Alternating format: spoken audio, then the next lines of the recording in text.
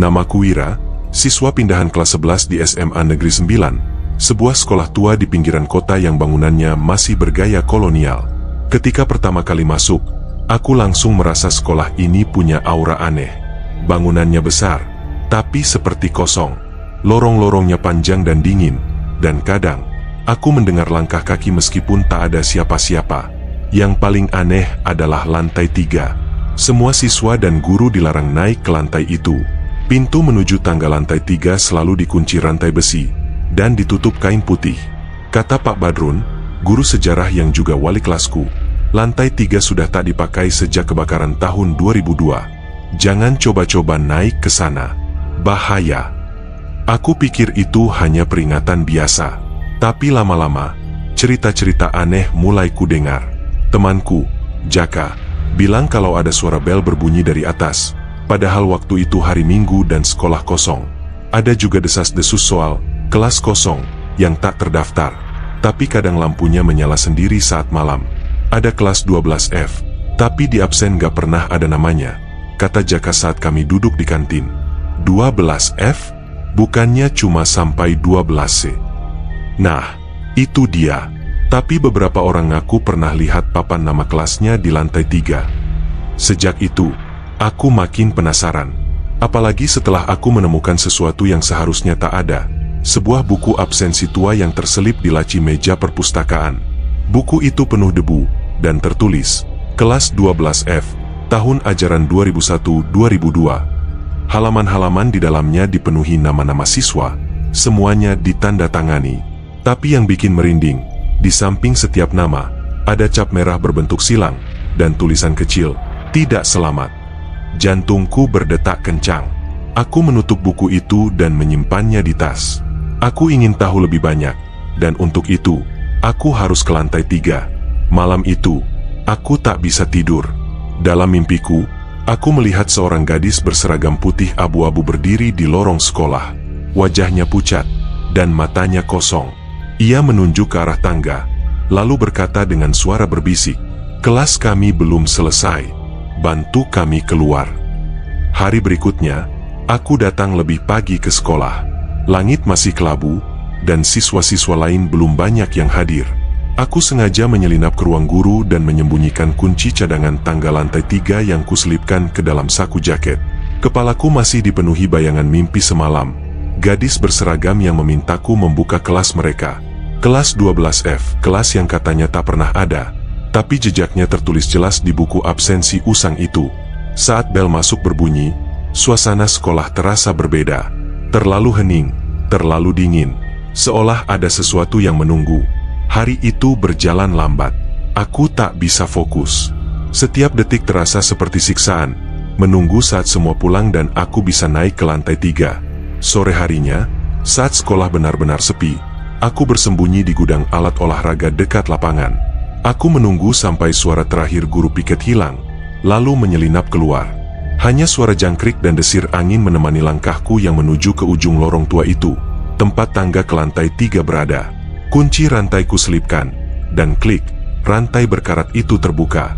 Aku menarik kain putih yang menutupi pintu, dan debu tebal langsung menyergap wajahku. Bau apek, seperti kertas terbakar dan kain lapuk, menyelimuti hidungku. Tangga itu sempit, dan setiap pijakanku menimbulkan bunyi kriek nyaring.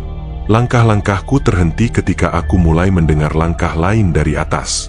Seolah ada seseorang berjalan pelan-pelan, mengikuti gerakanku. Tapi saat aku berhenti, suara itu juga berhenti. Deg-degan, aku terus naik. Cahaya remang dari jendela kecil di ujung tangga menjadi satu-satunya penerang. Saat tiba di lantai 3, aku mendapati koridor panjang dan gelap. Dindingnya penuh jelaga hitam, dan langit-langitnya retak di banyak tempat. Tapi yang membuatku nyaris mundur adalah suasana mencekam yang menindih dadaku seperti beban ratusan kilo. Aku berjalan perlahan. Di sebelah kiri, pintu-pintu kelas berjajar, semuanya tertutup. Tapi satu pintu terbuka sedikit, seperti mengundangku masuk. Papan nama di atasnya membuat darahku berhenti mengalir. 12F. Tangan gemetar. Aku dorong daun pintu kayu itu perlahan. Ruang kelasnya nyaris utuh, hanya berdebu dan kusam. Kursi-kursi masih tertata rapi. Papan tulis dipenuhi coretan samar, dan di sudut ruangan, ada bendera merah putih yang separuh terbakar. Aku melangkah masuk, dan pintunya menutup sendiri di belakangku. Aku langsung berbalik dan menarik gagangnya. Terkunci. Aku mulai panik, tapi sebelum sempat berpikir, suara derap kaki terdengar dari langit-langit.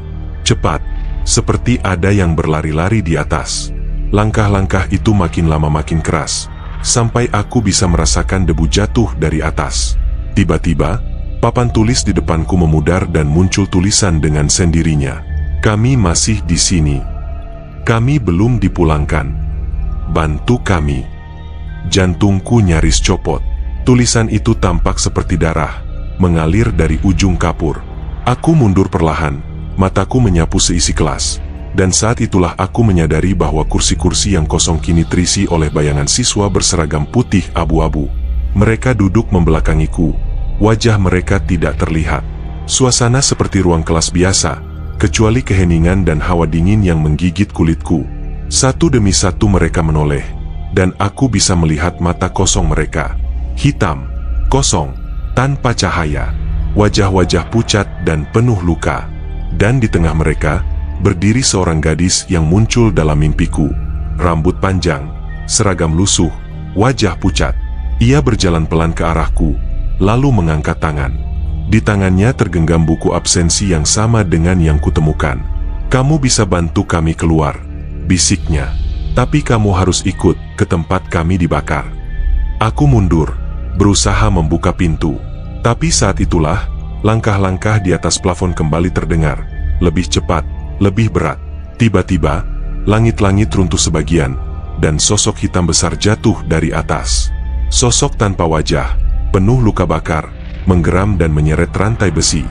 Bayangan-bayangan siswa menghilang serentak. Gadis itu berteriak, "Pergi! Dia datang!" Aku menendang pintu. Kali ini terbuka. Aku lari secepat mungkin menuruni tangga. Suara rantai dan geraman itu mengejarku sampai ke lantai 2. Begitu sampai di bawah, suara itu menghilang. Sekolah kembali sunyi. Napas terengah, aku tak menyadari bahwa buku absensi tua itu kini ada di tanganku lagi. Padahal tadi diambil gadis itu. Halaman terakhirnya kini terbuka sendiri. Tertulis, "Wira Adityo masuk, belum keluar." Aku jatuh terduduk, dan dari balik lorong gelap, terdengar suara bel sekolah berbunyi. Pelan, bergetar, tak seperti biasanya. Tapi hari itu bukan hari sekolah, dan jam menunjukkan pukul 3 pagi. Aku bolos sekolah hari itu. Semalam terlalu nyata untuk sekadar mimpi buruk. Buku absensi yang entah bagaimana kembali ke tanganku, suara bel sekolah yang berbunyi pukul 3 pagi, dan kehadiran gadis berwajah pucat serta sosok hitam yang menyeret rantai. Semuanya terus membekas dalam pikiranku. Aku berusaha mengabaikannya, tapi halaman terakhir buku itu terus menghantuiku. "Wira Adityo masuk, belum keluar." Apa maksudnya? Apakah aku sekarang juga bagian dari mereka? Aku menggigil saat membayangkannya. Sorenya, aku memberanikan diri kembali ke sekolah. Tapi bukan untuk masuk, melainkan untuk bertemu seseorang yang mungkin bisa menjelaskan semuanya. Pak Badrun, guru sejarah sekaligus wali kelasku. Orang tua yang pendiam, tapi sering bicara soal masa lalu sekolah ini. Kutarik napas panjang sebelum mengetuk pintu rumahnya yang terletak tak jauh dari kompleks sekolah. Tak lama, ia membukakan pintu, terkejut melihatku berdiri di depan. "Wira, tumben, ada apa malam-malam begini?" "Ada yang mau saya tanyakan, Pak, tentang lantai 3, tentang kelas 12F. Seketika, wajah Pak Badrun berubah pucat, tangannya gemetar, dan ia mempersilakanku masuk tanpa banyak kata. Kami duduk di ruang tamu, dan beberapa menit hanya berlalu dalam diam. Lalu ia mulai bicara, suaranya pelan dan berat. "Jadi kamu sudah naik ke atas?" Aku mengangguk pelan. Lantai 3 memang sengaja dikunci, bukan karena rusak, tapi karena yang tinggal di sana tidak pernah benar-benar pergi. Aku mencengkeram lutut, menahan ketegangan. Dulu, tahun 2002, ada satu kelas tambahan. 12F. Kelas itu dibuat karena kelebihan siswa. Sayangnya, kelas itu tidak pernah didaftarkan secara resmi. Semacam solusi darurat, dan ditempatkan di lantai 3. Saat itu, Kepala sekolahnya adalah Pak Supriyanto. Orangnya keras dan disiplin, tapi juga aneh. Pak Badrun menelan ludah, lalu melanjutkan. Suatu hari, saat ujian nasional mendekat, seluruh siswa 12F dikarantina di lantai 3. Katanya agar mereka fokus belajar dan tidak bergaul dengan siswa lain. Tapi setelah seminggu, lantai 3 terbakar. Semua murid di dalamnya tewas. Kenapa tidak ada berita? Tanyaku tak percaya. Karena semuanya ditutup. Kebakaran itu dianggap sebagai korsleting biasa. Tapi anehnya, tak ada jenazah yang ditemukan. Hanya abu dan buku absensi yang hangus sebagian. Aku merogoh tas, menunjukkan buku yang kubawa. Wajah Pak Badrun langsung pucat pasi. Tangannya gemetar saat menyentuh sampulnya. Buku ini seharusnya sudah musnah. Ini milik Pak Supriyanto. Aku menatapnya dengan kaget. Setelah kejadian itu, Pak Supriyanto menghilang. Tidak pernah ditemukan. Tapi beberapa guru lama bilang, mereka masih melihat sosoknya mondar-mandir di lantai 3, terutama saat malam menjelang. Seragam dinasnya hangus sebagian, wajahnya tak jelas dan selalu membawa rantai panjang. Aku tercekat.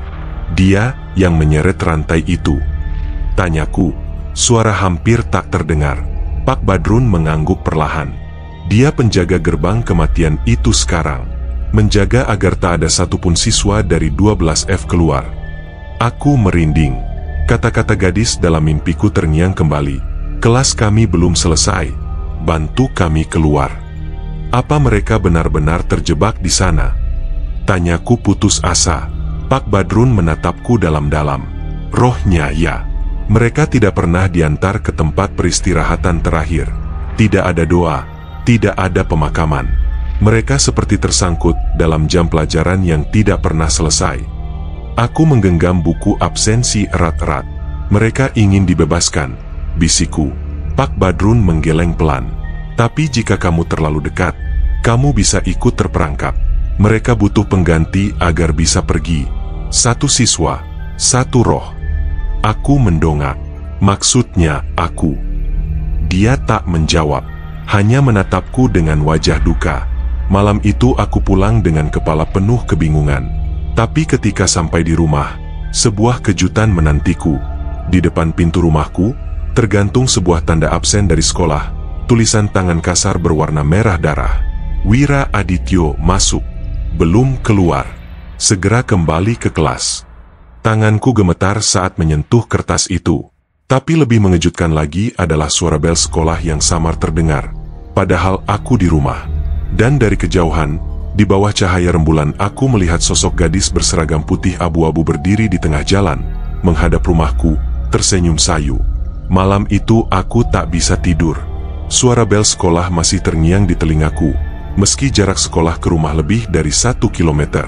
Kertas absen bertuliskan, segera kembali ke kelas, kini terlipat rapi dalam laci mejaku. Tapi setiap kali kututup mataku, suara langkah rantai menyeret dan bisikan-bisikan aneh kembali menghantuiku. Pukul 11 malam, aku tak tahan lagi. Aku mengambil senter, buku absensi tua itu, dan helm sepeda motorku. Entah kekuatan apa yang membawaku kembali ke sekolah, tapi ada dorongan tak tertahankan, seolah ada yang memanggilku. Aku tahu aku tidak waras, tapi semuanya terasa seperti panggilan yang harus dijawab. Gerbang sekolah terkunci, tapi saat kudorong pelan, daun besi itu berdiri terbuka dengan sendirinya. Tak ada penjaga malam, tak ada satpam. Hanya suara angin yang meliuk pelan di antara gedung-gedung tua dan pohon trembesi yang menjulang di halaman. Aku menyusuri lorong-lorong gelap. Lampu sekolah padam semua. Tapi di kejauhan, dari arah lapangan upacara, kulihat kerlap-kerlip cahaya obor. Aku mendekat perlahan. Dan saat aku sampai di sana, aku melihat puluhan siswa berseragam putih abu-abu berbaris rapi.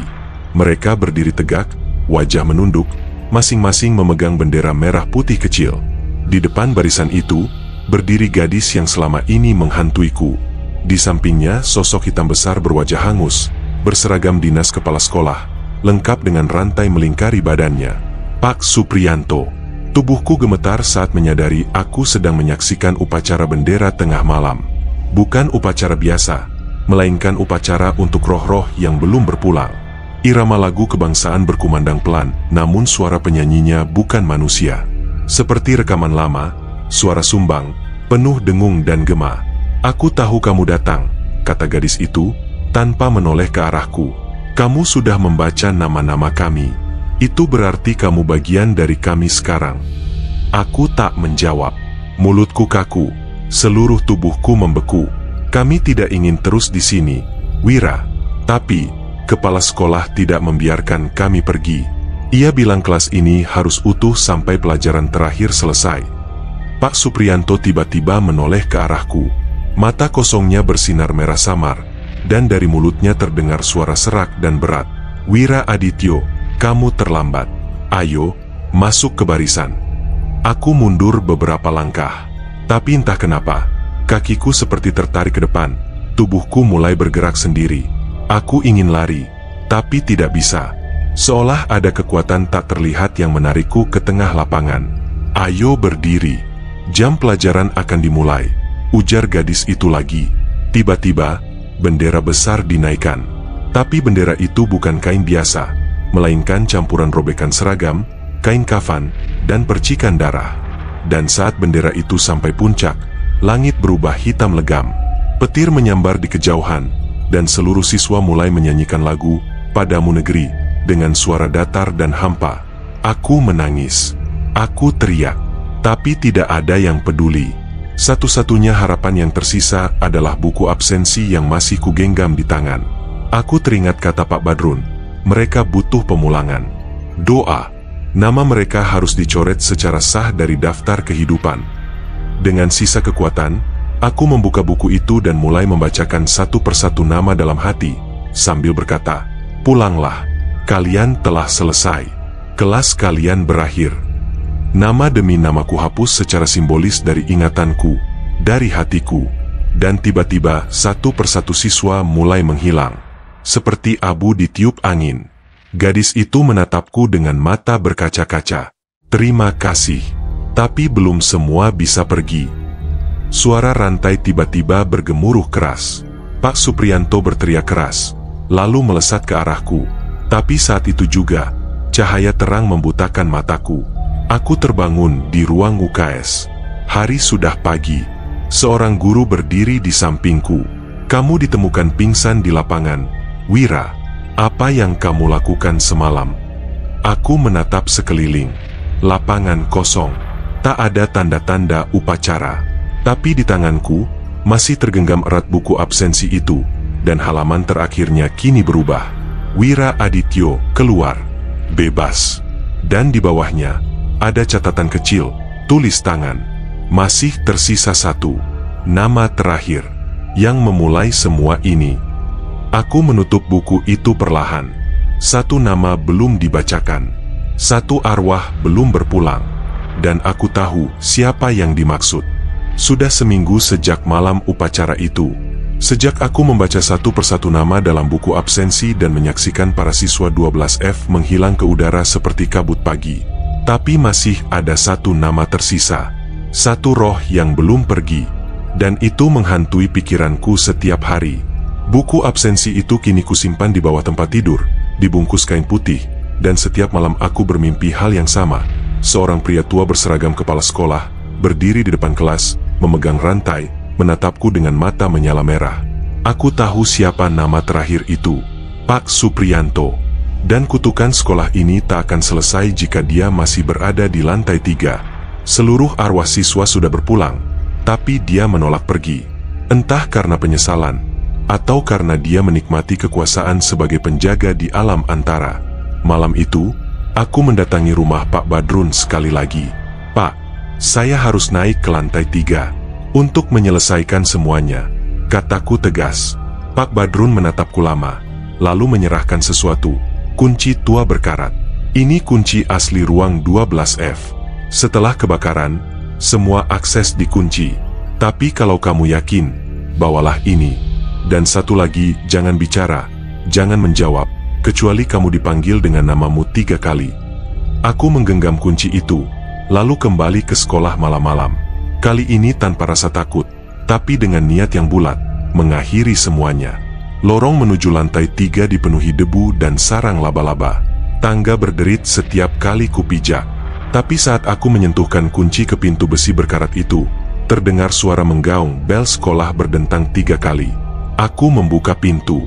Ruang kelas itu kini sudah seperti dunia lain. Dinding hangus, papan tulis retak, dan meja-meja murid berserakan. Tapi semuanya kembali pada posisinya sendiri saat aku melangkah masuk, seolah kelas itu menyadari kehadiranku. Di depan kelas berdiri Pak Supriyanto.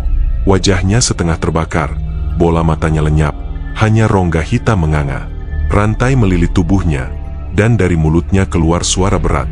"Wira Adityo, duduk." Aku menuruti, duduk di kursi paling depan. Tangan gemetar, jantung nyaris berhenti. "Pelajaran terakhir tanggung jawab," katanya pelan.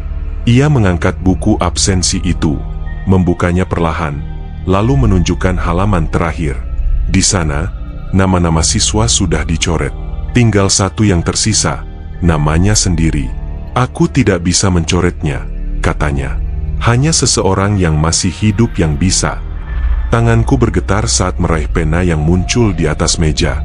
Tapi saat ujung pena menyentuh kertas, ia berteriak, "Tunggu! Siapa yang memberimu hak mencoretku?" Suasana kelas bergetar. Dinding bergetar hebat. Cahaya padam. Lalu muncul bayangan para murid 12F, berdiri di belakangku. "Biar aku yang selesaikan ini," ujar suara lembut gadis itu. Dia melangkah maju, mengambil pena dari tanganku, dan menulis satu kata di bawah nama Pak Supriyanto, "Selesai." Dan tiba-tiba, api menyala di seluruh ruangan. Tapi tidak panas, justru hangat. Rantai-rantai meluruh dari tubuh Pak Supriyanto. Ia berlutut, menangis tanpa suara. Lalu tubuhnya perlahan menjadi kabut keemasan dan lenyap. Kelas 12F kembali menjadi ruang kosong. Meja dan kursi hangus. Tidak ada siapa-siapa lagi. Aku berjalan keluar perlahan. Di ujung tangga, Pak Badrun sudah menunggu. "Sudah selesai, Wira. Kamu berhasil." "Tidak, Pak. Saya cuma bantu mereka pulang." Kami berjalan turun. Tapi saat aku menoleh ke belakang sekali lagi, kulihat plakat baru di dinding luar kelas itu. Tidak ada sebelumnya. Ruang 12F untuk mereka yang tak pernah kembali, dan akhirnya bisa pulang. Sejak malam itu, lantai 3 dibuka kembali. Kini dijadikan ruang doa dan memorial kecil untuk mengenang mereka yang hilang. Tidak ada lagi suara rantai. Tidak ada lagi buku absensi misterius. Tapi satu hal aneh terjadi. Beberapa minggu setelah semuanya tenang, aku menerima sebuah surat tanpa nama pengirim. Di dalamnya hanya secari kertas berbau asap. "Terima kasih telah menyelesaikan kelas kami. Tapi ingat, sekolah ini akan terus mencetak siswa, dan beberapa tidak akan pernah lulus." Aku menatap surat itu dengan jantung berdebar. Apakah kutukan itu benar-benar berakhir? Atau hanya beristirahat sementara?